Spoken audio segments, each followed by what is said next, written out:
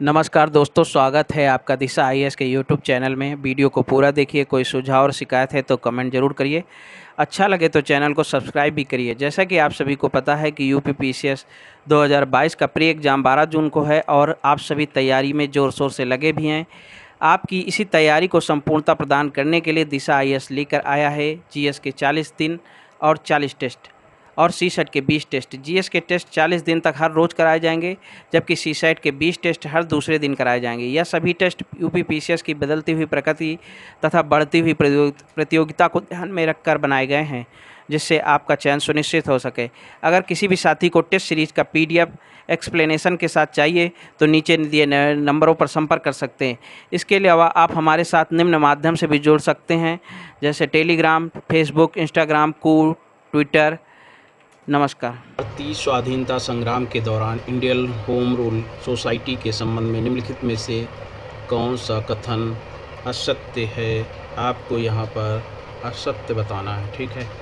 Question option A, इसकी स्थापना 18 फरवरी 1905 को लंदन में की गई थी। श्यामजी कृष्ण वर्मा इसके संस्थापक सदस्य थे। इसका उद्देश्य भारत में स्वशासन की स्थापना करना और ब्रिटेन में इसके लिए समर्थन हासिल करना था। इस संगठन की सदस्यता भारतीय और ब्रिटिश दोनों ले सकते थे। इसका सही ऑप्शन है डी, यानी कि ये ऑप्शन आपका गलत है, क्योंकि हम लोगों को असत्य बताना था। अब हम लोग क्वेश्चन स्क्रीनशॉट भी ले सकते हैं कि इसका जो है गठन 18 फरवरी 1905 में हुआ था। इसके संस्थापक श्यामजी कृष्ण वर्मा थे और इनमें भीकाजी कामा, दादा भाई नौरोजी और सरदार सिंह जी राव, एस.आर. राणा जैसे भी शामिल थे। इसी तरह से क्वेश्चन नंबर हम लोग 2 पर आते हैं। हाल ही में साल 1932 का तारापुर गोलीकांड समाचार पत्रों की सुर्खियों में रहा। यह निम्नलिखित में से कहाँ की घटना है? इसका सही ऑप्शन है बी, यानी कि बिहार की घटना है।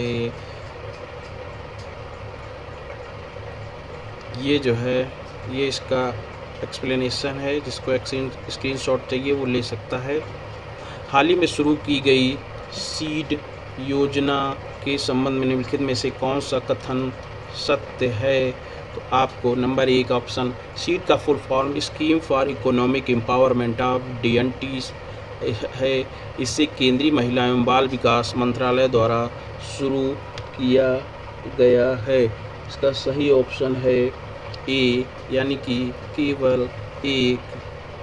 क्वेश्चन नंबर, इसे 16 फरवरी को सामाजिक न्याय और अधिकारिता मंत्री डॉक्टर वीरेंद्र कुमार ने DNT को आर्थिक अधिकारिता की योजना के लिए, यानी अंग्रेजी में कहे तो scheme of empower economic empowerment of DNT launch किया, ठीक है। इसका स्क्रीनशॉट आप ले सकते हैं। क्वेश्चन नंबर 4 की ओर बढ़ते हैं। निम्नलिखित कथनों पर विचार करें। अंतरिक्ष विभाग विज्ञान और प्रौद्योगिकी मंत्रालय के अधीन है। इन स्पेस अंतरिक्ष गतिविधियों और डूज के स्वामित्व वाली सुविधाओं के उपयोग की अनुमति देने के लिए नोडल एजेंसी है। निम्नलिखित में से कौन सा कथन सही है? तो इसका सही ऑप्शन है बी, यानी कि केवल 2। इसी तरह से क्वेश्चन नंबर, अंतरिक्ष विभाग प्रधानमंत्री कार्यालय के डायरेक्ट सीधे अधिकार क्षेत्र में आता है। क्वेश्चन नंबर 5, निम्नलिखित कथनों पर विचार कीजिए। सरकारी प्रतिभूतियों को बेचकर RBI उच्च मुद्रास्फीति को नियंत्रित करता है। ओपन मार्केट ऑपरेशन को उच्च मुद्रास्फीति को नियंत्रित करने के लिए गुणात्मक उपकरण के रूप में माना जाता है। इसका सही ऑप्शन है ए, यानी कि केवल 1। आप इसकी व्याख्या देख सकते हैं। ओपन मार्केट ऑपरेशन यहाँ पर दिया गया है। ओपन मार्केट OMO एक मात्रात्मक उपकरण है। इसके तहत मुद्रास्फीति के उच्च स्तर का मुकाबला करने के लिए आरबीआई सरकारी प्रतिभूतियों को बेचकर अतिरिक्त तरलता के बाजार को कम कर देता है। क्वेश्चन नंबर 6, भारत में साक्षरता के बारे में निम्नलिखित कथनों पर विचार करें। जनगणना के अनुसार 7 वर्ष उससे अधिक आयु का एक व्यक्ति जो किसी भी भाषा में समझ के साथ पढ़ और लिख सकता है, कितना है यहाँ पर ये 7 वर्ष की आयु का कोई भी व्यक्ति उसे साक्षर माना जाता है। केरल में भारत सबसे अधिक महिला साक्षरता दर है। इसका सही ऑप्शन है आपका सी, यानी कि 1 और 2 दोनों। क्वेश्चन नंबर 7 की ओर आते हैं। निम्नलिखित कथनों पर विचार करें। भारत का संविधान कहता है, संघ का यह कर्तव्य होगा कि वह हिंदी भाषा के प्रसार को बढ़ावा दे, उसे विकसित करे, ताकि वह भारत की मिश्रित संस्कृति की अभिव्यक्ति के माध्यम के रूप में कार्य कर सके। 2004 में 8वीं अनुसूची में भोजपुरी, डोगरी, मैथिली और संथाली को जोड़ा गया। 8वीं अनुसूची में 22 अनुसूचित भाषाओं में अंग्रेजी शामिल नहीं है। इसका सही ऑप्शन है आपका सी, यानी कि केवल 1 और 3, यानी कि अंग्रेजी भाषा 22 भाषाओं में शामिल नहीं है। इसी तरह से क्वेश्चन नंबर हम लोग आते हैं 8 पर। ग्रेटर मालदीव रिज जो हाल ही में चर्चा में है, कहाँ स्थित है? इसका सही ऑप्शन है पूर्वी हिंद महासागर, पश्चिमी हिंद महासागर या फिर उत्तरी हिंद महासागर, और डी दक्षिणी हिंद महासागर। इसका सही आंसर हो जाएगा आपका सी, यानी कि उत्तरी महासागर, हिंद महासागर। आप इसका व्याख्या भी ले सकते हैं, यहाँ से देख सकते हैं। क्वेश्चन नंबर 9, स्वामी रामकृष्ण परमहंस के संदर्भ में निम्नलिखित कथनों पर विचार कीजिए। उन्होंने मूर्ति पूजा को व्यर्थ बताते हुए निराकार ईश्वर की आराधना की बात की थी। 2, उनसे पूर्व उनके बड़े भाई राम कुमार चट्टोपाध्याय दक्षिणेश्वर काली मंदिर के मुख्य पुजारी थे। रामकृष्ण परमहंस ने अपने गुरु तोतापुरी महाराज से अद्वैत वेदांत का ज्ञान प्राप्त किया था। संन्यास ग्रहण करने के बाद वह रामकृष्ण परमहंस कहलाए। इसका सही ऑप्शन आपको बताना है, तो इसका सही ऑप्शन हो जाएगा डी, यानी कि 1, 2, 3, 4 सभी। क्वेश्चन नंबर 10 पर आते हैं। इसका आप जो है व्याख्या देख लीजिए एक बार। 18 फरवरी को रामकृष्ण परमहंस की बर्थ एनिवर्सरी है। स्वामी विवेकानंद के गुरु थे। इनका जन्म बंगाल के कमारपुर गांव में एक ब्राह्मण परिवार में 18 फरवरी 1836 को हुआ था। पिता का नाम खुदीराम, माँ का नाम चंद्रमणि देवी और इनके बचपन का नाम गदाधर था। ये मानवता के पुजारी थे। इन्होंने अपने जीवन काल में हर धर्म के लोगों की मदद की। क्वेश्चन नंबर 10, निम्नलिखित में से किस संगठन मंत्रालय ने शिक्षा पर वार्षिक स्थिति रिपोर्ट प्रकाशित की है? तो इसका सही ऑप्शन है बी, यानी कि प्रथम फाउंडेशन। आपको पता होगा कि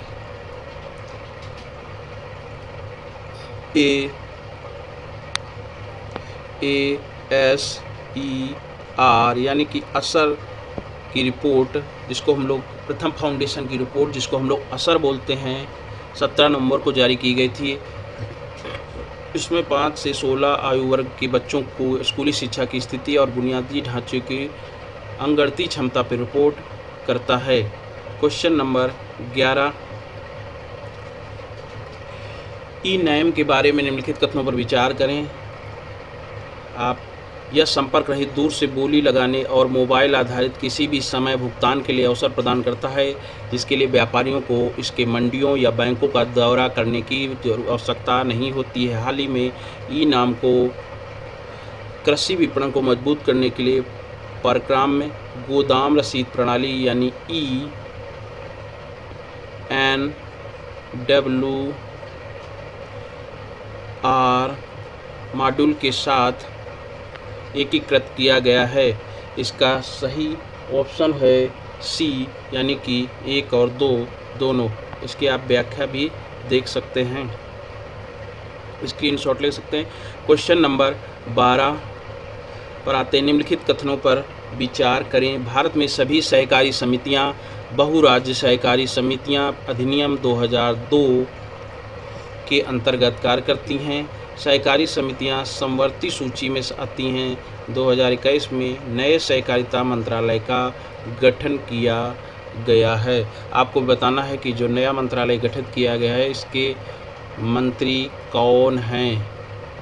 आपको ये कमेंट बॉक्स में कमेंट करके बताना है।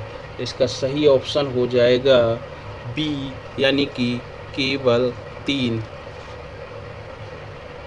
क्वेश्चन नंबर हम लोग आते हैं, इसका स्क्रीनशॉट ले सकते हैं। क्वेश्चन नंबर 13, भारत श्रीलंका व्यापार संबंधों के संबंध में निम्नलिखित कथनों पर विचार करें। भारत श्रीलंका मुक्त व्यापार समझौता 1998 में हस्ताक्षरित किया गया था और मार्च 2000 में लागू हुआ।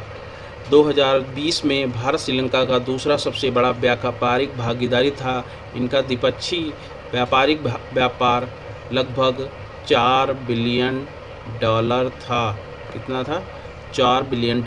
इसका सही आंसर हो जाएगा दोस्तों सी, यानी कि 1 और 2। क्वेश्चन नंबर 14 पर आते हैं। संत रविदास के संबंध में निम्नलिखित में से कौन सा कथन सत्य है? यह 16वीं सदी के भक्ति आंदोलन के सुधारवादी संत थे। इन्होंने समाज को सामाजिक न्याय और समानता और बंधुत्व का संदेश दिया। इसका सही ऑप्शन है आपका बी, यानी कि केवल 1। आप इसकी व्याख्या भी देख सकते हैं। इनका 16 फरवरी को इनकी जयंती मनाई जाती है, यानी माघ पूर्णिमा के दिन इनका जन्म वाराणसी में 1433 ईस्वी को मोची के परिवार में हुआ था। ये 14वीं शताब्दी के भक्ति आंदोलन के सुधारवादी संत थे और ये सामाजिक न्याय, समानता और बंधुत्व का संदेश दिया। इनके कुछ हिस्से गुरु ग्रंथ साहिब में भी शामिल किए गए हैं। क्वेश्चन नंबर 15 पर आते हैं। हाल ही में सुर्खियों में रहे मेदराम जतरा के संबंध में निम्नलिखित में से कौन सा कथन आपको असत्य है बताना है। नंबर 1, यह कुंभ मेला के बाद यह भारत का दूसरा सबसे बड़ा मेला है। यह असम की दूसरी सबसे बड़ी जनजाति कोया द्वारा 4 दिनों तक आयोजित किया जाता है। साल 1996 में इसे राज्य उत्सव का दर्जा दिया गया। इसे सम्मक्का सरलम्मा जतारा के नाम से भी जाना जाता है। इसका सही ऑप्शन हो जाएगा आपका बी, यानी कि यह असम की दूसरी सबसे बड़ी जनजाति कोया द्वारा 4 दिनों तक आयोजित किया जाता है। आप इसकी व्याख्या भी देख सकते हैं। इसके लिए जनजाति मंत्रालय ने देखिए अब 2022 में 226 करोड़ रुपए भी आवंटित किए हैं। ये भारत का कुंभ मेला के बाद ये भारत का दूसरा सबसे बड़ा मेला है। यह तेलंगाना की दूसरी सबसे बड़ी जनजाति कोया द्वारा 4 दिनों तक आयोजित किया जाता है और आपसे गलत पूछा गया था, इसलिए उसमें असम था। ठीक है, अब हम लोग आते हैं क्वेश्चन नंबर 16 पर। हाल ही में डोक्सिंग सुर्खियों में रहा। अब आपको ये बताना है कि ये डोक्सिंग क्या है। निम्नलिखित में से किस क्षेत्र से संबंधित है? चुनाव में धांधली का एक तरीका है, व्यक्ति को मृत्यु के बाद कुछ देर तक कृत्रिम तरीके से जिंदा रखने की एक नई तकनीक है, एलियन से प्राप्त संदेशों को समझने की एक नई तकनीक है, अथवा एक तरह का साइबर अपराध है। तो इसका सही ऑप्शन है डी, यह एक तरह का साइबर अपराध है जिसमें अब साइबर अपराधी दूसरों की व्यक्तिगत जानकारी को दुर्भावनापूर्ण तरीके से इंटरनेट पर प्रकाशित कर देते हैं। इसीलिए इस शब्द को हम लोग डोक्सिंग नाम दिया गया है। क्वेश्चन नंबर 17 पर आते हैं। भारतीय संविधान के तहत निम्नलिखित में से कौन एक विशिष्ट आधार नहीं है जिस पर राज्य धर्म की स्वतंत्रता पर प्रतिबंध लगा सकता है? सार्वजनिक आदेश, नैतिकता, सामाजिक न्याय या फिर डी स्वास्थ्य। तो इसका सही ऑप्शन हो जाएगा आपका सी यानी कि सामाजिक न्याय। अनुच्छेद 25 के तहत इसको शामिल किया गया है कि सार्वजनिक व्यवस्था नैतिकता, स्वास्थ्य और मौलिक अधिकारों से संबंधित अन्य प्रावधानों के अधीन है। क्वेश्चन नंबर 18 पर आते हैं। सेज विशेष आर्थिक क्षेत्र के संबंध में निम्नलिखित कथनों पर विचार करें। विशेष आर्थिक क्षेत्र में माल आयात करने के लिए आयात लाइसेंस या अनुमति प्राप्त करने की आवश्यकता है। अनुमोदन बोर्ड सर्वोच्च निकाय है, उसकी अध्यक्षता वित्त मंत्रालय के सचिव करते हैं। इसका सही ऑप्शन है डी यानी कि दोनों ही गलत हैं। इसकी व्याख्या आप देख लीजिए। विशेष आर्थिक क्षेत्र को माल आयात करने के लिए कोई आयात लाइसेंस की अनुमति प्राप्त करने की आवश्यकता नहीं है, इसलिए अनुमोदन बोर्ड सर्वोच्च निकाय इसकी अध्यक्षता वाणिज्य विभाग के सचिव द्वारा किया जाता है, ना कि वित्त विभाग के सचिव द्वारा। क्वेश्चन अब आते हैं 19 पर। मिलन 2022 नौसेना अभ्यास के संबंध में निम्नलिखित कथनों पर विचार करें। यह हिंद महासागर क्षेत्र में सबसे बड़ा बहुपक्षीय अभ्यास होगा। मिलन अभ्यास का विषय सौहार्द, सामंजस्य, सहयोग है। संयुक्त राज्य अमेरिका, रूस, चीन सहित प्रमुख नौसेनाएं अभ्यास में भाग लेंगी। तो इसका सही ऑप्शन हो जाएगा ए यानी कि केवल 1 और 2। क्वेश्चन नंबर, ये नौसैनिक अभ्यास 46 देशों को इसमें आमंत्रित किया गया था। कितने देशों को? 46। यह हिंद महासागर क्षेत्र में सबसे बड़ा बहुपक्षीय अभ्यास होगा। सौहार्द, सामंजस्य, सहयोग इसका मुख्य उद्देश्य है। ये चीन को अभ्यास के लिए इसमें आमंत्रित नहीं किया गया है। क्वेश्चन नंबर 20 पर आते हैं। कमलांग टाइगर रिजर्व जो हाल ही में सुर्खियों में था, ये किस राज्य में स्थित है? तो आपको बताना है कि कमलांग कहाँ पर है। ये इसका सही ऑप्शन है बी यानी कि अरुणाचल प्रदेश। आप इसकी व्याख्या भी देख सकते हैं। कमलांग टाइगर रिजर्व अरुणाचल प्रदेश में है। यह भारत का 52वां टाइगर रिजर्व है। हाल ही में सुर्खियों में इसलिए रहा क्योंकि लोहित जिले में क्रिटिकली इंडेंजर्ड यानी व्हाइट बिल्ड हीरोन देखे गए। IUCN के मुताबिक पूरी दुनिया में मात्र 250 ऐसे पक्षी बचे हैं। इन्हें IUCN की रेड लिस्ट में क्रिटिकल इंडेंजर्ड भी घोषित किया गया है। यह पूर्वी हिमालय के फूट हिल्स, भूटान, पूर्वोत्तर भारत, बांग्लादेश और म्यांमार में पाया जाता है। यह असम और अरुणाचल प्रदेश के नामदफा में पाया जाता है। इसके बाद क्वेश्चन नंबर 21 पर आते हैं। गंगाई कोंड चोलापुरम मंदिर के संदर्भ में निम्नलिखित कथनों पर विचार करें। राजा राजेंद्र चोल ने चोल राजधानी को तंजौर से गंगाई कोंडा चोलपुरम में स्थापित किया। राजेंद्र प्रथम ने बंगाल के पाल नरेश महिपाल पर आक्रमण कर उसे पराजित कर गंगैकोंड की उपाधि धारण की। गंगैकोंड चोलपुरम को अपनी राजधानी बनाया और गंगैचोलपुरम के मंदिर का निर्माण भी कराया। इसका सही ऑप्शन आपको बताना है। इसका सही ऑप्शन है डी यानी कि ना तो 1 और ना ही 2। आपको अब बताते हैं इसका वो एक्सप्लेनेशन। राजेंद्र चोल प्रथम ने गंगाईकोंड चोलन नामक एक अर्जित किया, जब उन्होंने एक सुनहरे बर्तन में गंगा जल को सफलतापूर्वक पहुंचाया और उसके जल निकाय को पवित्र किया। फिर उन्होंने एक शिव मंदिर गंगाईकोंडा चोलेश्वर बनाया और चोल राजधानी को तंजौर से गंगाईकोंडा चोलपुरम में स्थापित किया। राजेंद्र प्रथम ने बंगाल के नेस महिपाल पर आक्रमण किया। उनका उद्देश्य गंगा नदी के जल को प्राप्त करना था। कहा जाता है कि बंगाल के पराजित शासकों ने सिर पर लाद कर गंगा जल चोल राज्य में पहुंचाया था। इस विजय के उपलक्ष्य में राजेंद्र ने गंगाईकोंड की उपाधि धारण की थी और तभी उन्होंने गंगाईकोंड चोलपुरम की मंदिर का निर्माण कराया। Question number 22, obstructive sleep apnoea के संबंध में निम्नलिखित कथनों पर विचार कीजिए। इस बीमारी में सोते समय 10 सेकंड के लिए सांस रुक जाती है।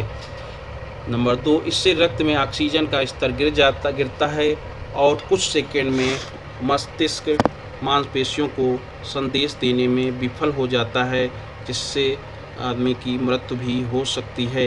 इसका कथन सत्य बताना है, तो इसका सही ऑप्शन है सी, यानी कि 1 और 2 दोनों। अब इस पर हम लोग जो है व्याख्या भी देख सकते हैं। इसका व्याख्या का जो है स्क्रीनशॉट भी लग सकते हैं। इसका लक्षण क्या है? जोर से खर्राटे आना, स्नोरिंग यानी कि high blood pressure, stroke, irregular heart beat या फिर डायबिटीज, ये ऐसे मरीजों में देखने को मिलता है। इसी तरह क्वेश्चन नंबर 23 पर आते हैं। मेघनाथ साहा के संबंध में निम्नलिखित कथनों पर विचार करें। प्रोफेसर मेघनाथ साहा के एक सिद्धांत ऊंचे तापमान पर तत्वों के व्यवहार को यूरोप के प्रमुख वैज्ञानिक आइंस्टीन ने संसार को एक विशेष दिन कहा था। तत्वों के थर्मल आयनीकरण के जरिए सितारों के स्पेक्ट्रा की व्याख्या करने के लिए अध्ययन में साहा समीकरण का प्रयोग किया जाता है। इसका सही ऑप्शन बताना है, तो इसका सही ऑप्शन हो जाएगा सी, यानी कि 1 और 2 दोनों। आप इसकी व्याख्या भी दे सकते हैं। ये भारत के खगोल भौतिक विज्ञान के वैज्ञानिक थे। इनका जन्म 6 अक्टूबर 1893 को हुआ था। इस साहा समीकरण की इन्होंने खोज की। इससे अंतर्राष्ट्रीय खगोलविद भी थे। अब क्वेश्चन नंबर हम लोग 24 पर आते हैं। सरोगेसी विनियमन अधिनियम 2021 के संदर्भ में निम्नलिखित कथनों पर विचार कीजिए। अधिनियम के बाद भारत में वाणिज्यिक सरोगेसी पर प्रतिबंध लगा दिया गया है। अधिनियम जोड़ों के साथ सरोगेट मदर के लिए एक आयु प्रतिबंध प्रदान नहीं करता है। इसका सही ऑप्शन है सी, यानी कि 1 और 2 दोनों। क्वेश्चन नंबर अब हम लोग जो है 25 पर आते हैं। भारत में वित्तीय साक्षरता के बारे में निम्नलिखित कथनों पर विचार करें। नीति आयोग देश भर में एक विशेष विषय पर वित्तीय शिक्षा संदेशों का प्रचार करने के लिए हर साल वित्तीय साक्षरता सप्ताह आयोजित करता है। ब्रिक्स अर्थव्यवस्थाओं की तुलना में भारत की वित्तीय साक्षरता दर सबसे कम है। अब आपको सही कथन बताना है। इसका सही ऑप्शन है ए, यानी कि केवल 1। ब्रिक्स, इसका व्याख्या देख लीजिए। संदेशों प्रचार करने के लिए 2016 से हर साल वित्तीय साक्षरता का भारतीय रिजर्व बैंक आयोजन करता है। ब्रिक्स अर्थव्यवस्था की तुलना में भारत की वित्तीय साक्षरता दर सबसे कम है। सामान्य नागरिक संहिता के संबंध में निम्नलिखित कथनों पर विचार करें। यह विधि आयोग ने यूसीसी को लागू करने की सख्त सिफारिश की है। इसे अनुच्छेद 32 के तहत न्यायिक रिट के माध्यम से लागू किया जा सकता है। उपयुक्त कथनों में से कौन सा कथन सही है? तो इसका सही ऑप्शन है केवल 2, यानी कि बी। इसी तरह से हम लोग क्वेश्चन नंबर 27 पे चलते हैं।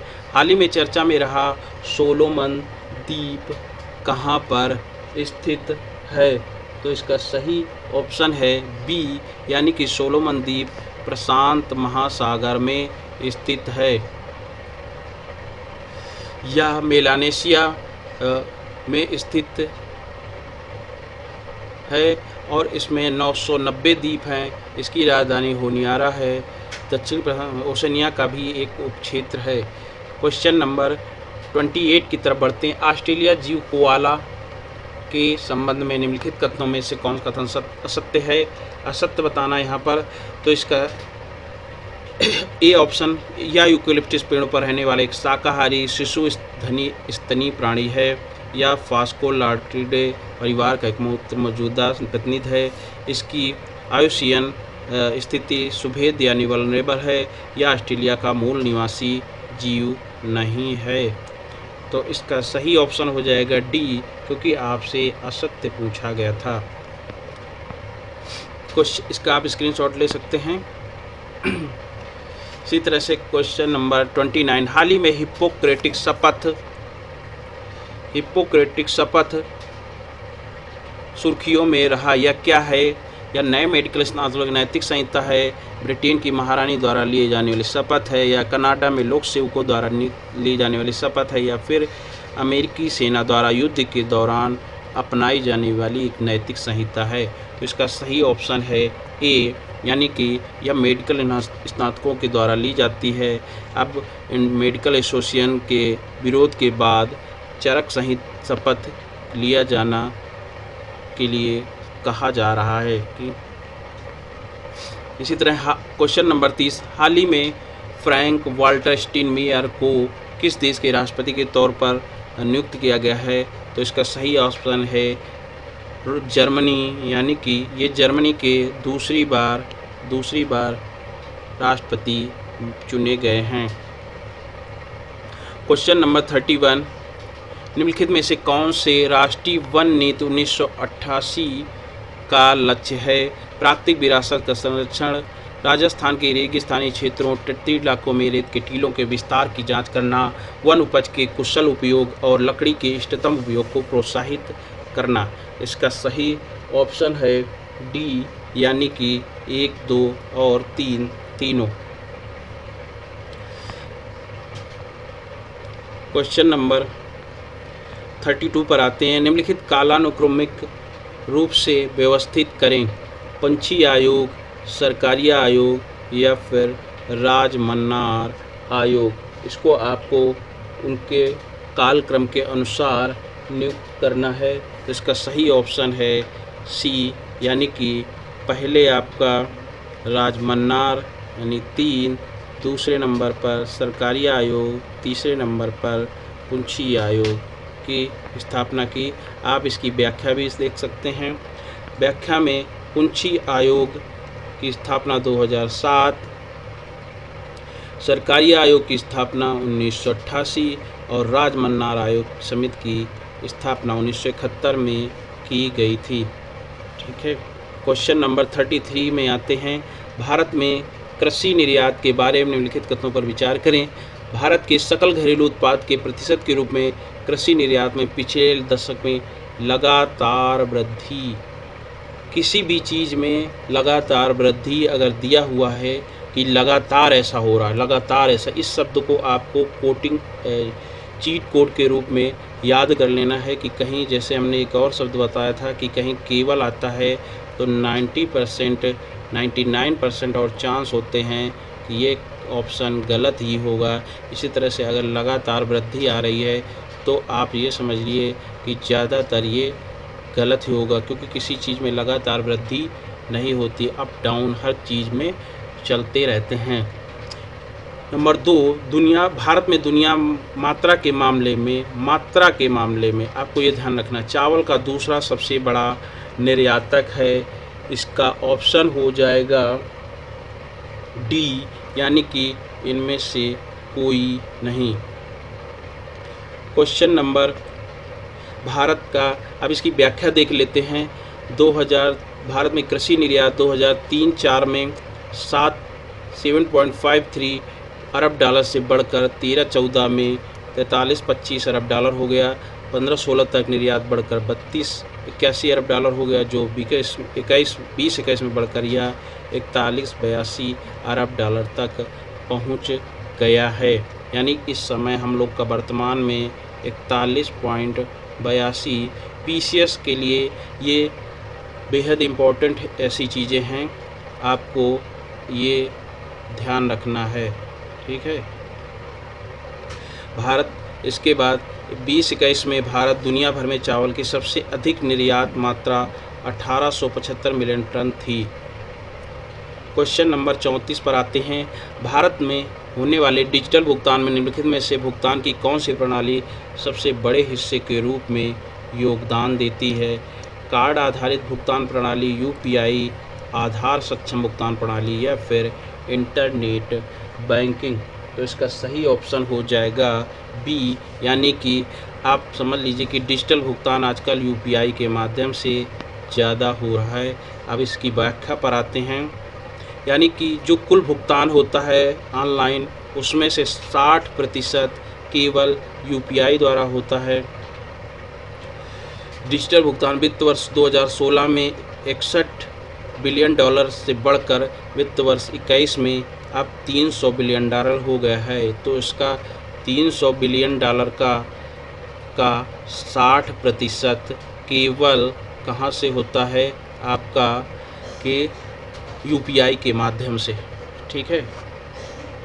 इसी तरह से हम लोग क्वेश्चन नंबर 35 की ओर। निम्नलिखित में से हाल ही में किस मंत्रालय द्वारा स्माइल योजना शुरू की गई है?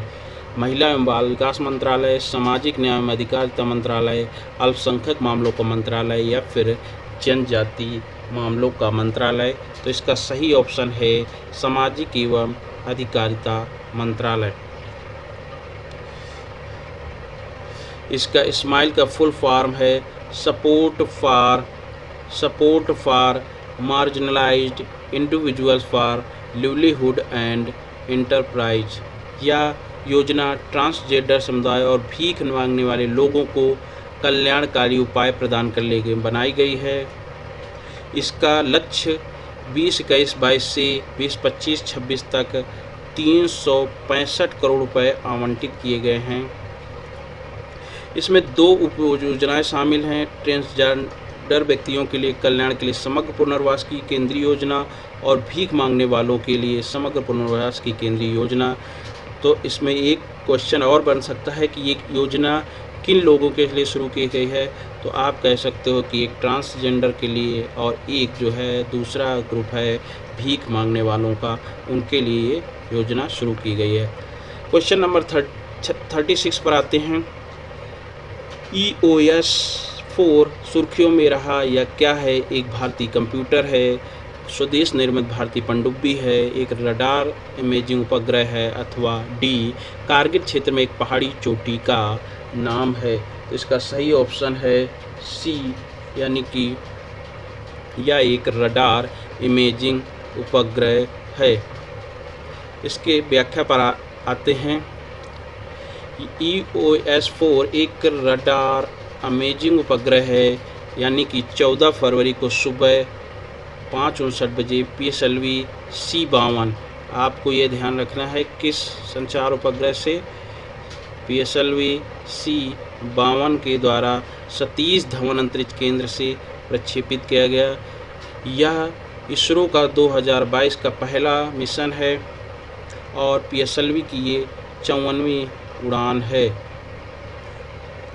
इसके साथ 2 छोटे उपग्रहों को भी भेजा गया था। नंबर 1 InspireSat-1 और INS-2TD भी शामिल है। इस EOS 4 का उपयोग पृथ्वी की उच्च गुणवत्ता वाली तस्वीरें लेना, इनसे कृषि, वन, पौधारोपण, मिट्टी नमी में पानी उपलब्धता और बाढ़ ग्रस्त नक्शा बनाने में सहायता मिलेगी। Question number 37। महान स्वतंत्रता सेनानी सरोजिनी नायडू के संबंध में निम्नलिखित में से सही कथन बताना है। आपको सरोजिनी नायडू के बारे में बताना है। इनके सम्मान में इनकी जयंती पर भारत में हर साल राष्ट्रीय महिला दिवस मनाया जाता है। आपको बताना है कि राष्ट्रीय महिला दिवस किस दिन मनाया जाता है?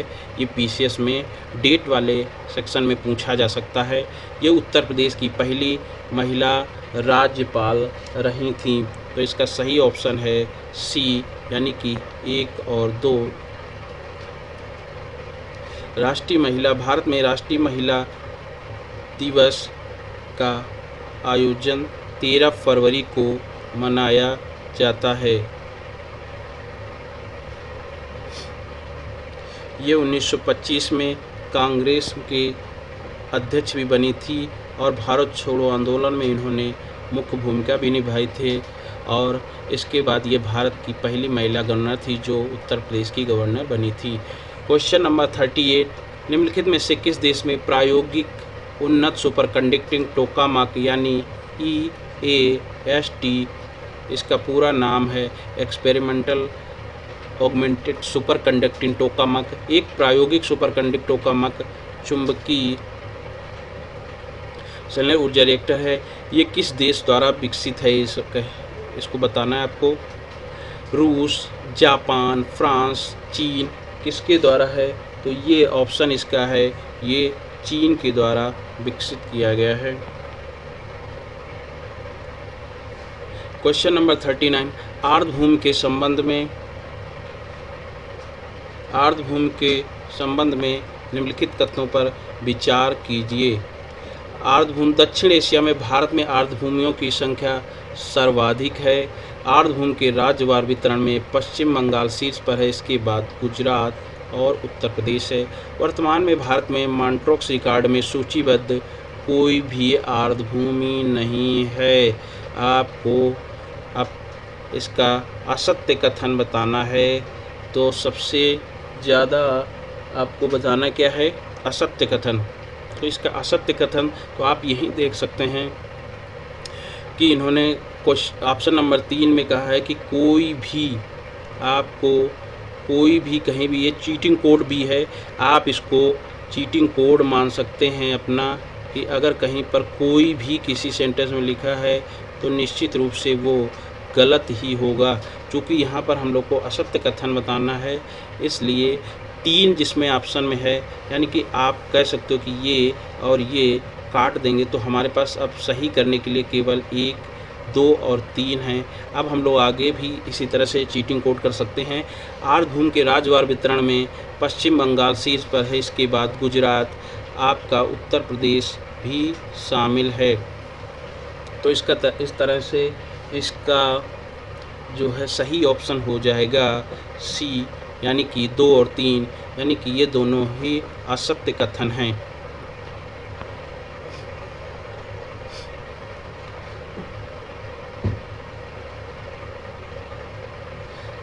देखिए, रामसर जो मॉन्ट्रॉक्स रिकॉर्ड में दर्ज हैं, राजस्थान का ये जो केवलादेव राष्ट्रीय उद्यान है, और इसी तरह से दूसरा है मणिपुर की लोकटक झील जो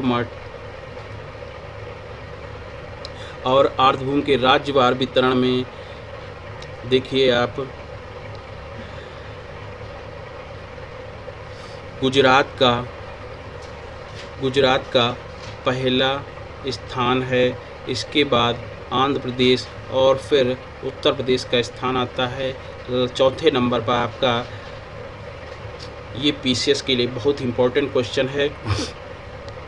इसी तरह क्वेश्चन नंबर 40 पर आते हैं, निम्नलिखित कथनों पर विचार करें।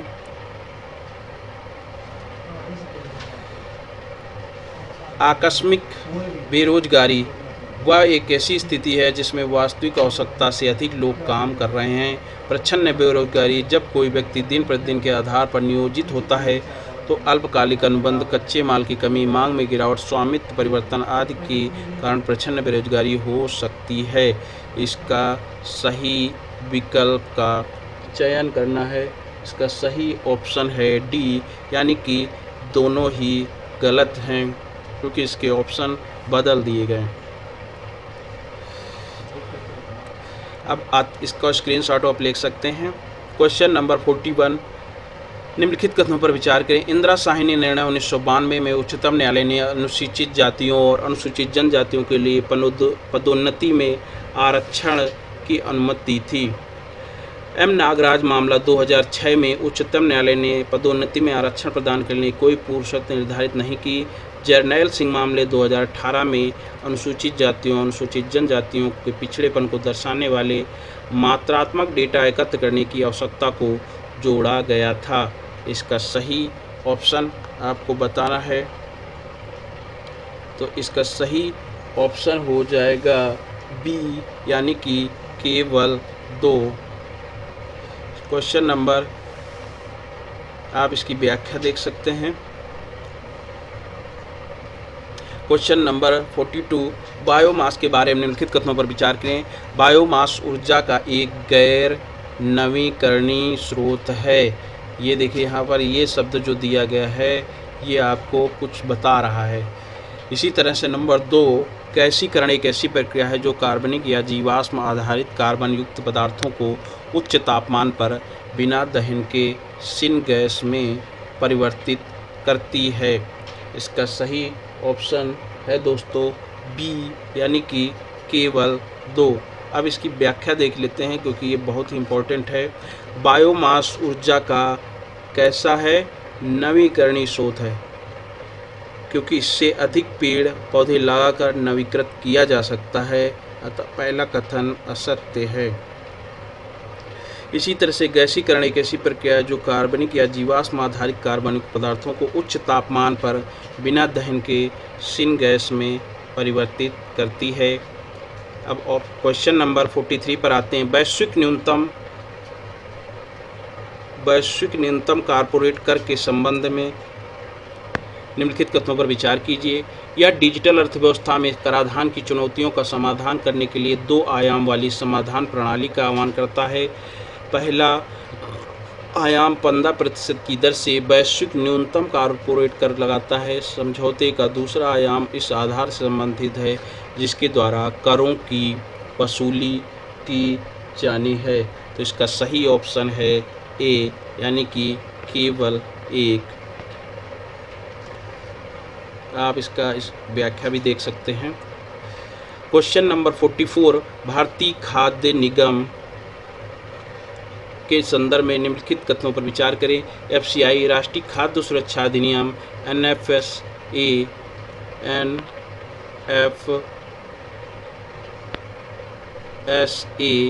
2013 के तहत स्थापित एक वैधानिक निकाय है। एफसीआई द्वारा खरीदे गए खाद्यान्न की आर्थिक लागत एमएसपी से कम है। इसका सही ऑप्शन आपको बताना है, तो सही ऑप्शन है आपका डी, यानी कि ना तो 1 और ना ही 2, क्योंकि एमएसपी पर ही सरकार या जो भी एजेंसी है नेफेड वो एफसीआई ये आपका खाद्यान्न खरीदती है किसानों से। और ये इसकी व्याख्या देख लेते हैं एक बार। यह एक वैधानिक निकाय है। कैसा निकाय है? वैधानिक निकाय है। यह भारत की संसद द्वारा खाद्य निगम अधिनियम 1964 के अधिनियम द्वारा गठित उपभोक्ता माल्य खाद्य और सार्वजनिक वितरण मंत्रालय भारत स्वामित्व में कार्य करती है।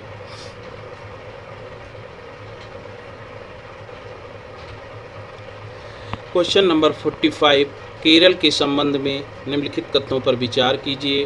केरल में भारत की उच्चतम साक्षरता दर है, लेकिन 28 राज्यों में प्रति व्यक्ति आय के मामले में 9वें स्थान पर है। पब्लिक अफेयर्स इंडेक्स 2020 में 50 संकेतकों के आधार पर केरल को सर्वश्रेष्ठ शासित बड़े राज्य के रूप में स्थान दिया गया। इसका सही ऑप्शन है सी, यानी कि 1 और 2 दोनों।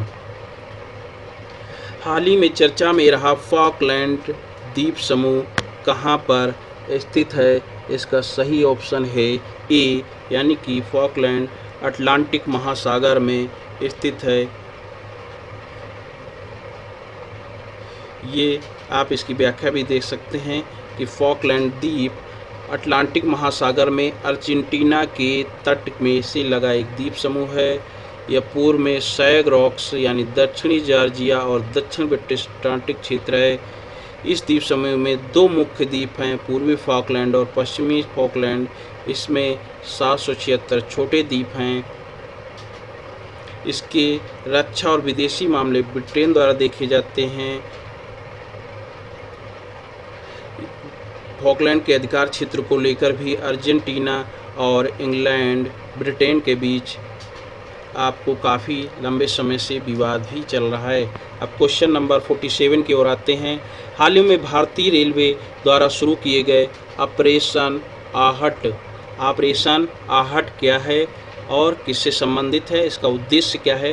कोई ऑप्शन ए, यात्रा के दौरान गर्भवती महिलाओं अथवा छोटे बच्चों को आवश्यक खाद्य पदार्थ उपलब्ध कराना, मानव तस्करी पर लगाम लगाना, सुनसान स्टेशनों पर खाद्य सुरक्षा व्यवस्था करना, और डी, यात्रा के दौरान छूटे सामानों का पता लगाकर संबंधित व्यक्ति को सौंपना। इसका सही ऑप्शन है आपका बी, यानी कि मानव तस्करी पर लगाम लगाना। ये आरपीएफ रेलवे सुरक्षा बल द्वारा शुरू किया गया ऑपरेशन है, जिसमें से मानव तस्करी यानी कि महिलाओं और बच्चों की तस्करी को रोक लगाना है।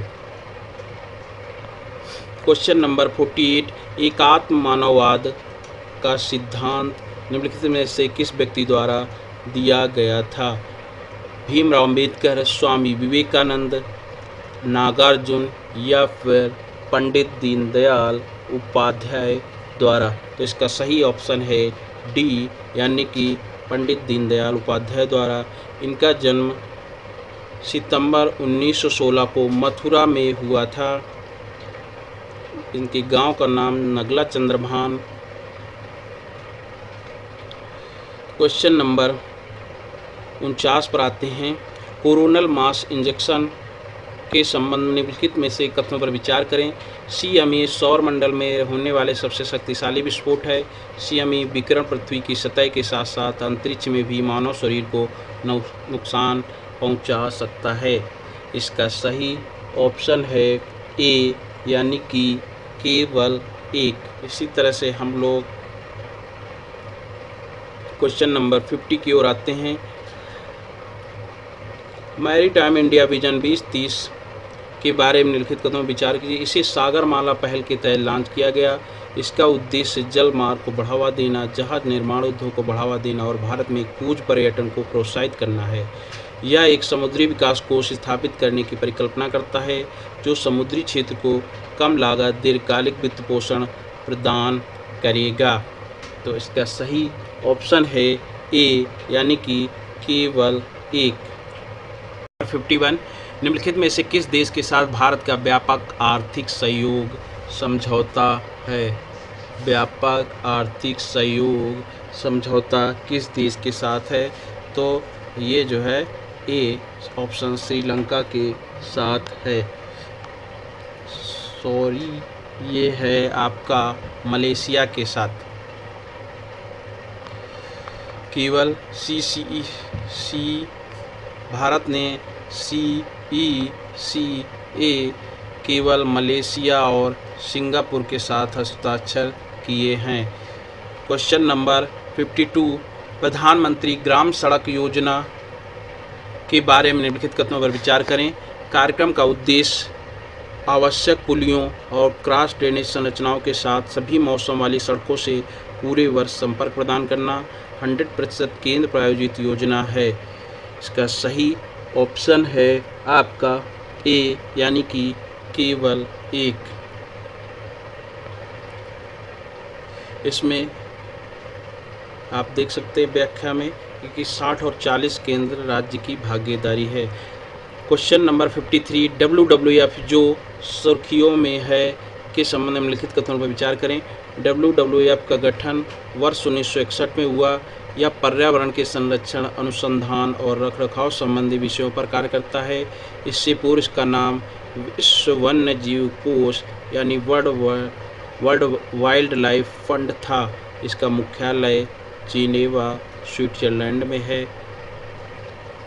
इसका सही ऑप्शन हो जाएगा आपका ए, यानी कि केवल 1 और 2। इसी तरह से क्वेश्चन नंबर 54 की तरफ आते हैं। भारत में ड्रोन के विकास के संदर्भ में निम्नलिखित कथनों पर विचार करें।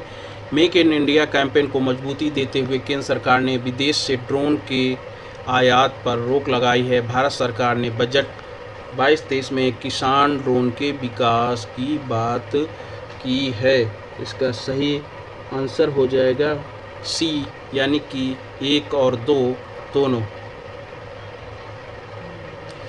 क्वेश्चन नंबर 55, हाल ही में भारत ने किस देश को उसके आधार यानी कि बायोमेट्रिक पहचान पत्र को विकसित करने में ग्रांट देने का निर्णय किया है? इसका सही ऑप्शन है डी, यानी कि श्रीलंका के साथ। श्रीलंका को डिजिटल पहचान पत्र दिलाने के लिए भारत ने यह फैसला किया है। Question number 56, question number 56, EPFO में शुद्ध नामांकन पिछले 3 वर्षों में कोविड के कारण निरंतर कमी देखने को मिली है। केंद्र सरकार के कुल खर्च में सामाजिक सेवाओं का हिस्सा बढ़ रहा है।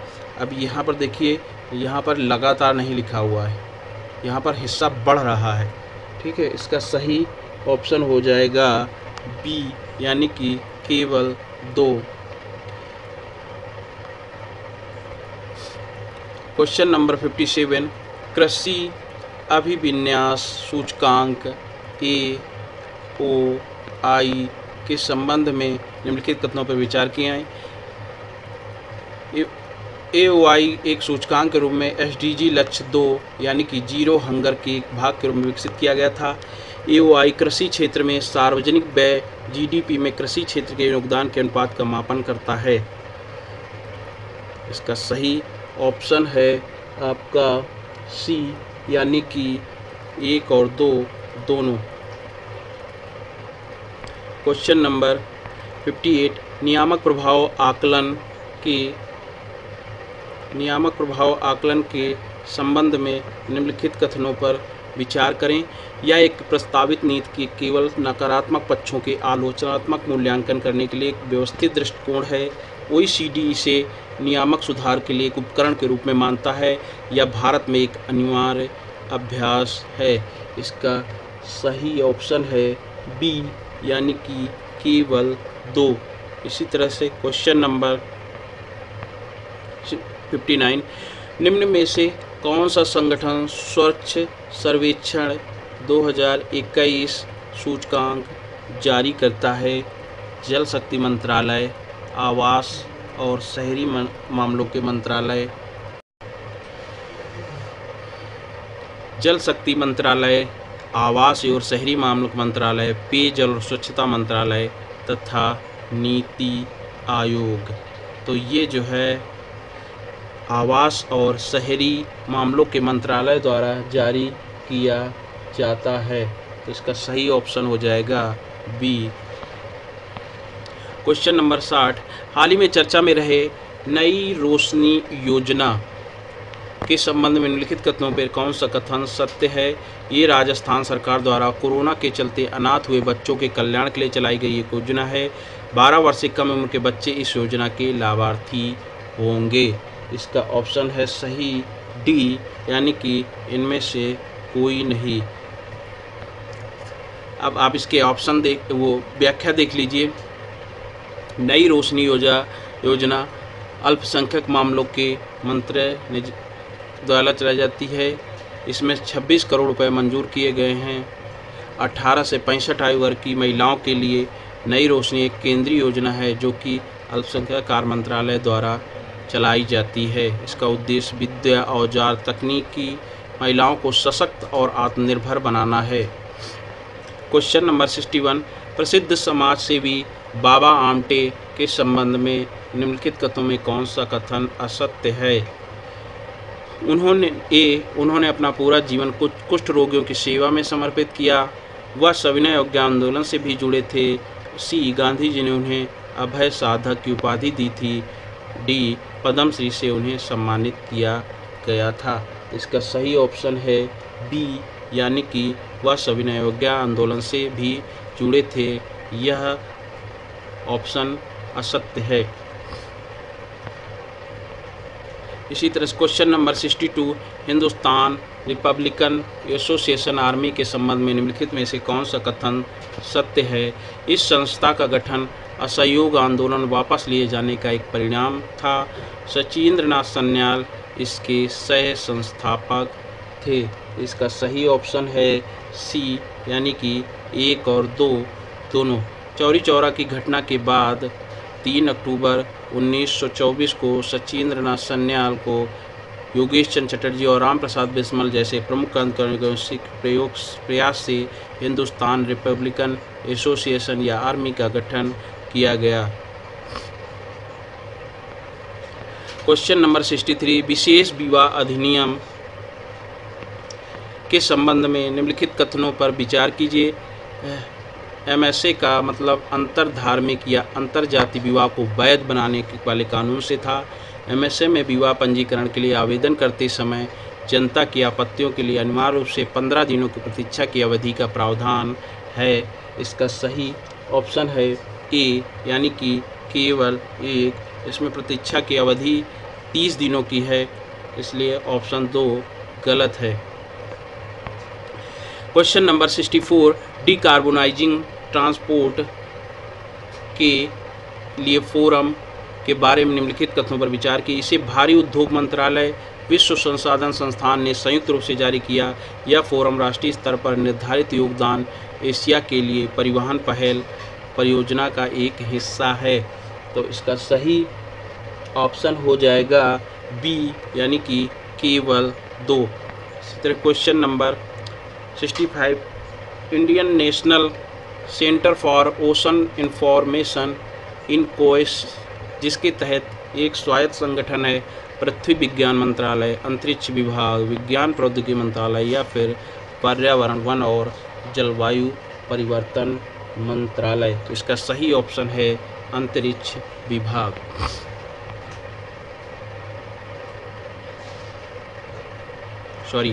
ए, पृथ्वी विज्ञान मंत्रालय। इसी तरह से क्वेश्चन नंबर 66 की ओर आते हैं।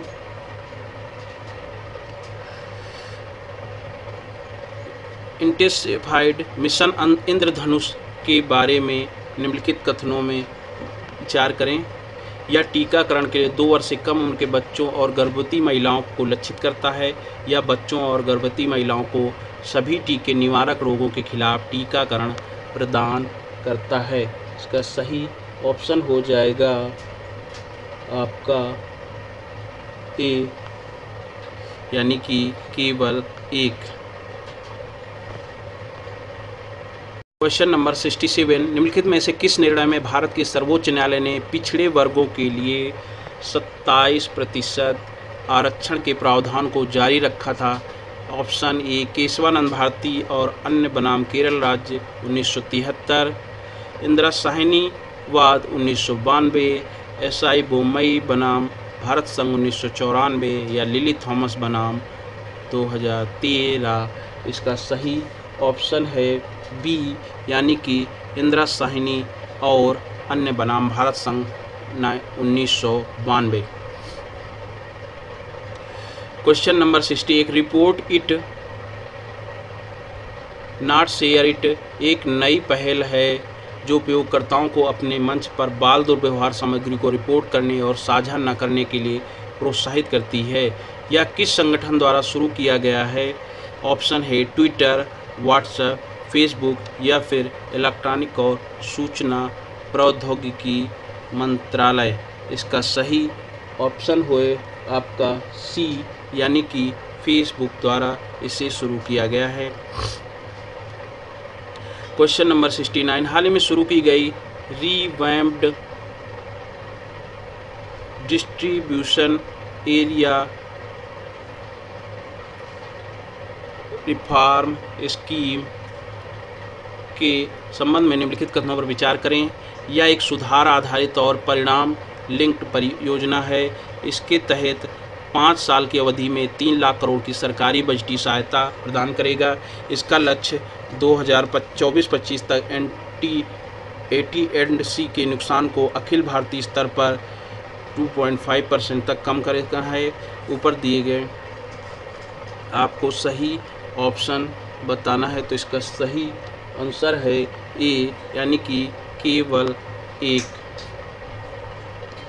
क्वेश्चन नंबर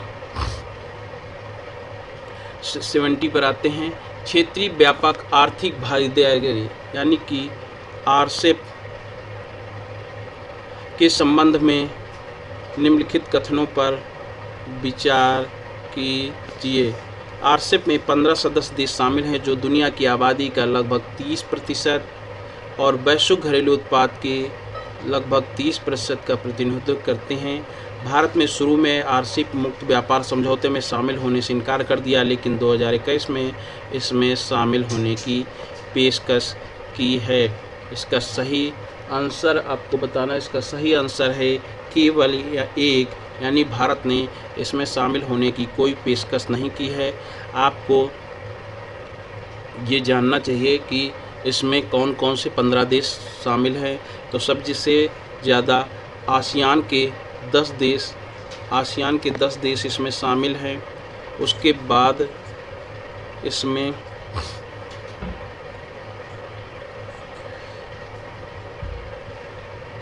पाँच एशिया प्रशांत देशों के बीच के देश हैं, जैसे कि आपका न्यूजीलैंड और दक्षिण कोरिया, जापान, चीन और ऑस्ट्रेलिया। ये सभी देश शामिल हैं जो आसियान के अलग हैं। आसियान देशों में Brunei, Cambodia, Indonesia, Laos, Malaysia, Myanmar, Philippines, Singapore और थाईलैंड और वियतनाम समेत 10+5 देश हो गए जो आसियान 10 देश, 5 एशिया प्रशांत क्षेत्र के देश शामिल हैं। Question number 71। गोदावरी कावेरी नदियों को आपस में जोड़ने से गोदावरी नदी का पानी नागार्जुन सागर बांध से प्रवाहित किया गया है। नागार्जुन सागर बांध किस नदी पर बनाया गया है? तो नागार्जुन सागर बांध ऑप्शन है सी, कृष्णा नदी पर बनाया गया है। Question number 72। कृषि सब्सिडी के संबंध में निम्नलिखित कथनों पर विचार कीजिए। विकसित देशों की कृषि सब्सिडी भारत जैसी विकासशील देशों की तुलना में अधिक है। विश्व बैंक ने विकासशील और विकसित देशों द्वारा प्रदान की जा रही सब्सिडी पर कुछ सीमाएं आरोपित की है। इसका सही ऑप्शन है ए, यानी कि केवल एक। Question number 73। लोक अदालत के संदर्भ में निम्नलिखित कथनों पर विचार कीजिए। लोक अदालत मात्र दीवानी मामलों का निस्तारण करती है, न कि आपराधिक मामलों का। लोक अदालत की स्थापना सबसे पहले गुजरात में हुई थी। लोक अदालत में केवल न्यायिक अधिकारियों की नियुक्ति की जा सकती है।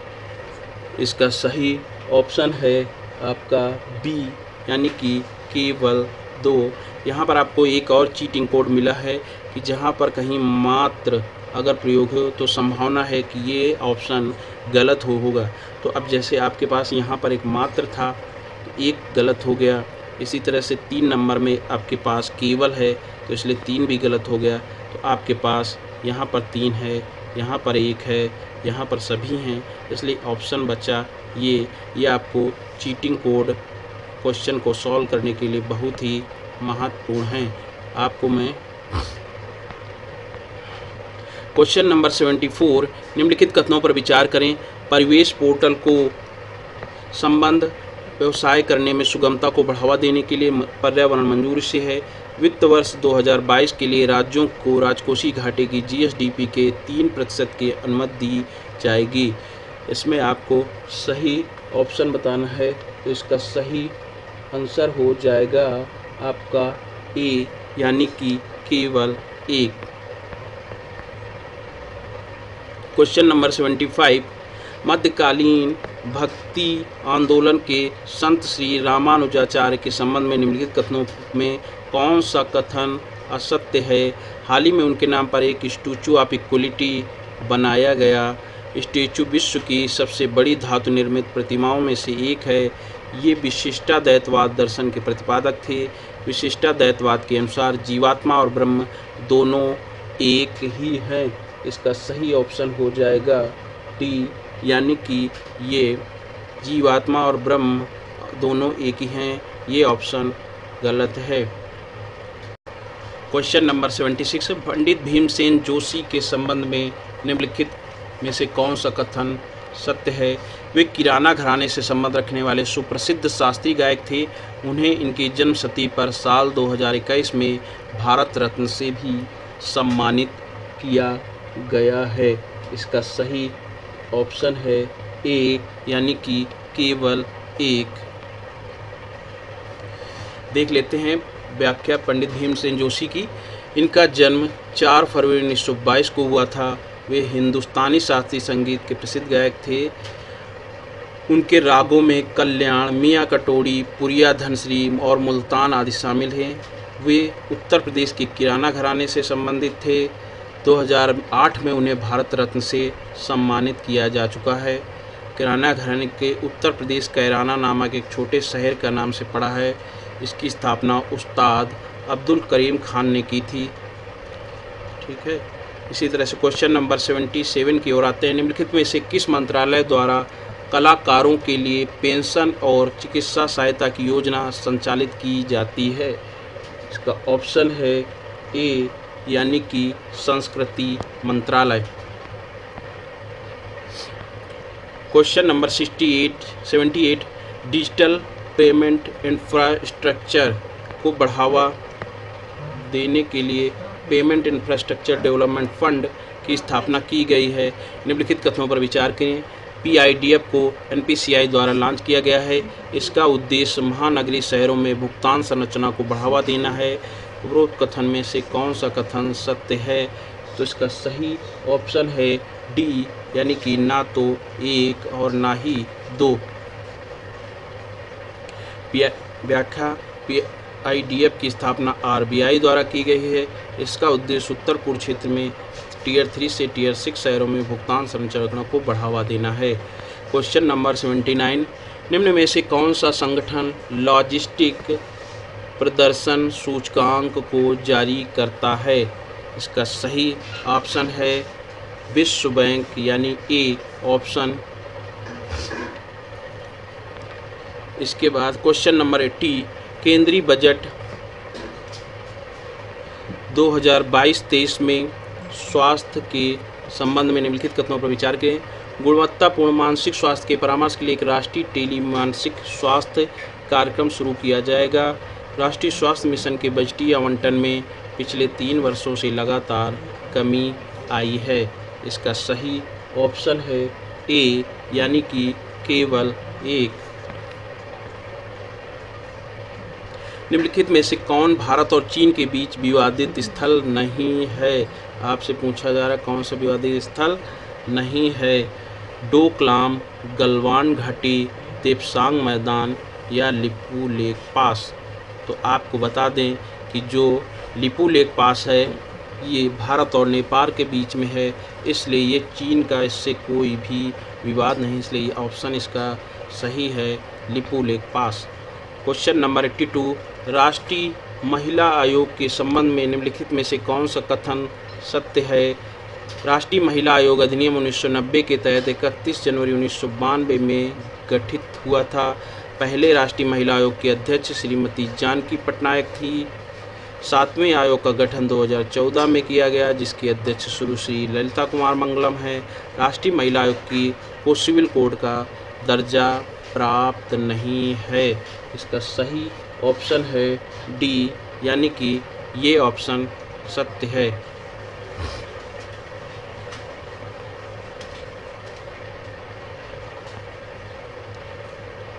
इसलिए विकल्प डी गलत है। क्वेश्चन नंबर 83 पर आते हैं। भारत में रक्षा निर्माण के संबंध में निम्नलिखित कथनों पर विचार करें। पिछले 5 वर्षों में कुल रक्षा उत्पादन में निजी क्षेत्र की हिस्सेदारी बढ़ रही है। 2016-20 के दौरान वैश्विक हथियारों के निर्यात में भारत की हिस्सेदारी 10% थी। जिससे देश प्रमुख हथियारों का दुनिया का छठा सबसे बड़ा निर्यातक बन गया। उपयुक्त कथनों में से आपको सही बताना है, तो इसका सही ऑप्शन है ए, यानी केवल एक। व्याख्या देख लेते हैं। कुल रक्षा उत्पादन में निजी क्षेत्र की हिस्सेदारी 2017 में 19% से बढ़कर अब 22% हो गई है। शिप्री की रिपोर्ट के अनुसार हथियारों के निर्यात में भारत की हिस्सेदारी 0.2% थी, जिससे भारत शस्त्र निर्यात में विश्व का 24वां सबसे बड़ा निर्यातक बन गया। क्वेश्चन नंबर 84, पीएम फसल योजना के बारे में निम्नलिखित कथनों पर विचार करें। यह योजना सभी किसान के लिए अधिसूचित फसलों के लिए अनिवार्य थी। सभी अधिसूचित फसलों के लिए किसानों द्वारा भुगतान किया जाने वाला प्रीमियम निर्धारित प्रीमियम 5% था। यह फसल की विफलता के खिलाफ एक व्यापक बीमा कवर प्रदान करता है, जिससे किसान की आय को स्थिर करने में मदद मिलती है। ये देखिए, इसका सही एक यहाँ पर अनिवार्य दिया गया है। इसका सभी फसलों के लिए ये प्रीमियम 5% दिया गया है, यानी कि सभी फसलें इसमें शामिल की गई हैं। जहाँ पर भी सभी आ जाए तो आप, यानी जहाँ पर सभी किसान आ जाएं या फिर अनिवार्य बताया जाए, तो संभावना रहती है कि ये ऑप्शन गलत ही होगा। अब इसका ऑप्शन देख लेते हैं कि कौन सा ऑप्शन सही है। तो इसका सही ऑप्शन है ए, यानी कि केवल 1 और 2। और इसका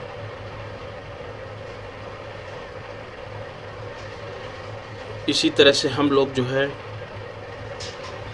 किसानों द्वारा निर्धारित प्रीमियम सभी खरीफ फसलों के लिए, व्याख्या पर देखते हैं। खरीफ फसलों के लिए 2%, किसके लिए? खरीफ फसलों के लिए। रबी फसलों के लिए 1.5% है और वाणिज्यिक बागवानी फसलों के लिए 5% है। और ये योजना को स्वैच्छिक बना दिया गया है 2020 से, इसके पहले ये अनिवार्य थी। इसी तरह से अब क्वेश्चन नंबर 85, मत्स्य पालन के क्षेत्र में निम्नलिखित कथनों पर विचार करें।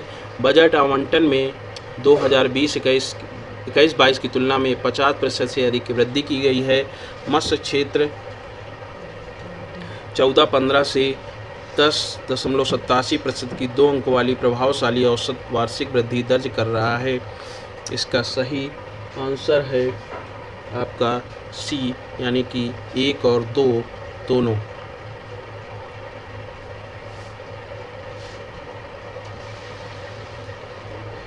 क्वेश्चन नंबर 86 की ओर आते हैं। ग्राफीन किस बारे में निम्नलिखित कथनों पर विचार के। ग्राफीन एक हेक्सागोनल जाली पैक में 3D कार्बन की एक एकल परत है। भारत दुनिया का सबसे बड़ा ग्राफीन उत्पादक देश है। इसका सही ऑप्शन है डी, यानी कि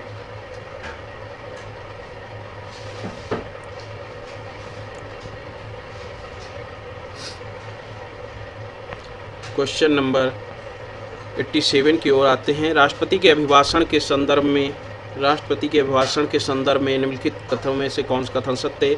प्रत्येक आम चुनाव के बाद पहले सत्र की शुरुआत होने पर जब निचले सदन की पहली बार बैठक होगी, राष्ट्रपति द्वारा राज्यसभा और लोकसभा दोनों को संबोधित किया जाता है। प्रत्येक वर्ष के प्रत्येक सत्र की शुरुआत में भी प्रत्येक वर्ष और प्रत्येक सत्र, ये ध्यान देने वाली बात है इसको ऑप्शन में। तो इसका सही ऑप्शन है ए, यानी कि केवल 1। इसी तरह से हम लोग जो है क्वेश्चन नंबर 88 की ओर चलते हैं। हाल ही में समाचारों में रहा धन्यवाद प्रस्ताव, इसमें कौन सा कथन सत्य है। संविधान के अनुच्छेद 82(2) के तहत संसद के दोनों सदन राष्ट्रपति के अभिभाषण पर चर्चा करके धन्यवाद प्रस्ताव पारित करते हैं। अगर धन्यवाद प्रस्ताव संसद से पारित नहीं हो पाता तो इससे सरकार गिर जाती है। इसका सही ऑप्शन है सी, यानी कि 1 और 2 दोनों। क्वेश्चन नंबर 89, हाल ही में किसे world games athlete of the year 2021 का पुरस्कार से सम्मानित किया गया है। इसका सही ऑप्शन है डी यानी कि श्री PR श्रीजेश को, जो भारतीय हॉकी के गोलकीपर हैं।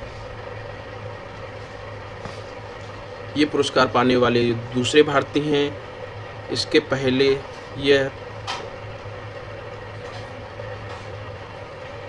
भारत की महिला कप्तान रानी को दिया जा चुका है। PR श्रीजेश टोक्यो ओलंपिक में कांस्य पदक जीतने वाली पुरुष हॉकी टीम के सदस्य थे। क्वेश्चन नंबर 90, श्रम बल सर्वेक्षण के संबंध में निम्नलिखित कथनों पर विचार कीजिए। इसे वित्त मंत्रालय द्वारा जारी किया जाता है। इसे सालाना सामान्य स्थिति और वर्तमान साप्ताहिक स्थिति दोनों में रोजगार और बेरोजगारी संकेतकों का अनुमान लगाता है। शहरी क्षेत्रों के लिए कम समय अंतराल में रोजगार और बेरोजगारी संकेतकों का भी अनुमान लगाता है। तो इसका सही ऑप्शन है आपका सी, यानी कि 2 और 3। क्वेश्चन नंबर 91, NK सिंह के नेतृत्व वाली FRBM समिति की रिपोर्ट के संबंध में निम्नलिखित कथनों पर विचार करें। इसने वित्त वर्ष 2026 तक 4.5% के राजकोषीय घाटे के लक्ष्य को हासिल करने की अनुशंसा की है। इसने वित्त वर्ष 2023 तक सामान्य सरकारी ऋण को सकल घरेलू उत्पाद के 60% तक लाने का भी सुझाव दिया था। रिपोर्ट ने राजकोषीय घाटे के साथ साथ कर्ज को राजकोषीय प्रबंधन सिद्धांतों में भी केंद्र में रखा था। तो इसका सही ऑप्शन आपको बताना है। इसका सही ऑप्शन है बी, यानी कि केवल 2 और 3। क्वेश्चन नंबर 92, ग्रीन बॉन्ड के बारे में निम्नलिखित कथनों पर विचार करें। SBI भारत में ग्रीन बॉन्ड फाइनेंसिंग और जारी करने वाले बाजार को नियंत्रित करता है। पर्यावरण परियोजना के वित्त पोषण के लिए दीर्घकालिक संसाधनों को बढ़ाने के उद्देश्य से 5 बिलियन रुपए जुटाने के लिए 2020 में एस बैंक लिमिटेड द्वारा भारत का पहला ग्रीन बॉन्ड लॉन्च किया गया था। तो इसका सही ऑप्शन है सी, यानी कि 1 और 2 दोनों। यहाँ पर आपको गलत पूछा गया था, सही नहीं है। तो इसका सही ऑप्शन है, सही नहीं है मतलब सी। इसी तरह से क्वेश्चन नंबर, क्योंकि इसका आप व्याख्या पर आते हैं, सेबी इसको रेगुलेट करता है और हरित बॉन्ड यस बैंक द्वारा 2015 में शुरू किया गया था और इससे $5 बिलियन रुपए जुटाए गए थे। हाल ही में लॉन्च किया गया वेब पोर्टल देश स्टैक ई पोर्टल निम्नलिखित में से किससे संबंधित है। एकल पोर्टल पर सभी सांस्कृतिक गतिविधियों का डेटा एकत्र करना। बी, ऑनलाइन प्रशिक्षण के माध्यम से नागरिकों को कुशल बनाना। सी, माध्यमिक शिक्षा उद्देश्यों के लिए समर्पित एक पोर्टल। डी, एकल पोर्टल पर ढांचागत गतिविधियों का अभिसरण करना है। इसका सही ऑप्शन है बी, यानी कि ऑनलाइन प्रशिक्षण के माध्यम से नागरिकों को कुशल बनाना। क्वेश्चन नंबर 94, भारत और बहरीन के संबंध में निम्नलिखित कथनों पर विचार कीजिए। भारत और बहरीन 2021-22 में दोनों देशों के बीच राजनयिक संबंधों की एक स्थापना की स्वर्ण जयंती मना रहा है। बहरीन की कुल 1.4 मिलियन जनसंख्या में से 1/3 आबादी भारतीय प्रवासियों की है। इसका सही ऑप्शन है आपका सी, यानी कि 1 और 2 दोनों। इसी तरह से क्वेश्चन नंबर 95, भारतीय तटरक्षक बल की स्थापना दिवस के संदर्भ में निम्नलिखित कथनों पर विचार करें। 1 फरवरी 2022 को भारतीय तटरक्षक बल का 48वां स्थापना दिवस मनाया गया। भारतीय तटरक्षक बल की स्थापना 1978 में हुई थी। इसका सही ऑप्शन है बी, यानी कि केवल 2। क्वेश्चन नंबर 96, वर्ष 2022 के बजट में डिजिटल करेंसी के संदर्भ में निम्नलिखित कथनों पर विचार करें। बजट में केंद्रीय बैंक डिजिटल करेंसी डिजिटल रूपी लागू करने की घोषणा की गई है। अनुसूचित वाणिज्यिक बैंकों द्वारा 75 जिलों में 75 डिजिटल बैंकिंग इकाइयाँ गठित की जाएंगी। इसका सही ऑप्शन है सी, यानी कि 1 और 2 दोनों। क्वेश्चन नंबर 97, निम्नलिखित में से कौन से कथन सही है? संसद की किसी भी समिति में इसके द्वारा दिए गए किसी वोट के संबंध में संसद का कोई सदस्य किसी भी न्यायालय की किसी भी कार्रवाई हेतु उत्तरदायी नहीं होगा। संसद में कही गई किसी भी बात के संबंध में संसद का कोई भी सदस्य किसी भी न्यायालय में किसी कार्रवाई के लिए उत्तरदायी नहीं होगा। इसका सही ऑप्शन है सी, यानी कि दोनों कथन सही हैं। इसी तरह से क्वेश्चन नंबर 91, एक आर्थिक क्षेत्र में जब उत्पादकता कम हो तथा कम लोगों की आवश्यकता पर अधिक श्रमिक कार्य कर रहे हों तो उसे किस प्रकार की बेरोजगारी कहा जाएगा? तो इसका सही बताना आपको अनैच्छिक बेरोजगारी, मौसमी बेरोजगारी या फिर प्रच्छन्न बेरोजगारी या फिर उपरोक्त में से कोई नहीं। तो इसका सही ऑप्शन है प्रच्छन्न बेरोजगारी। खेती में इसी तरह से की बेरोजगारी पाई जाती है। क्वेश्चन नंबर 99, संविधान में सर्वोच्च न्यायालय के न्यायाधीशों को हटाने के लिए विस्तृत आधार और प्रक्रिया का उल्लेख है। सर्वोच्च न्यायालय मौजूदा या सेवानिवृत्त न्यायाधीशों के खिलाफ अवमानना की कार्रवाई प्रारंभ नहीं कर सकता। इसका सही ऑप्शन है आपका डी, यानी ना तो 1 और ना ही 2। क्वेश्चन नंबर 100, भारत में ऊर्जा का निम्न में से कौन सा स्रोत अक्षय ऊर्जा क्षेत्र में शामिल है? ज्वारी ऊर्जा, लघु जल विद्युत, बड़ी पनबिजली या फिर बायोमास ऊर्जा? इसका सही ऑप्शन है डी, यानी कि ये सभी ही नवीकरणीय ऊर्जा या अक्षय ऊर्जा के स्रोत है।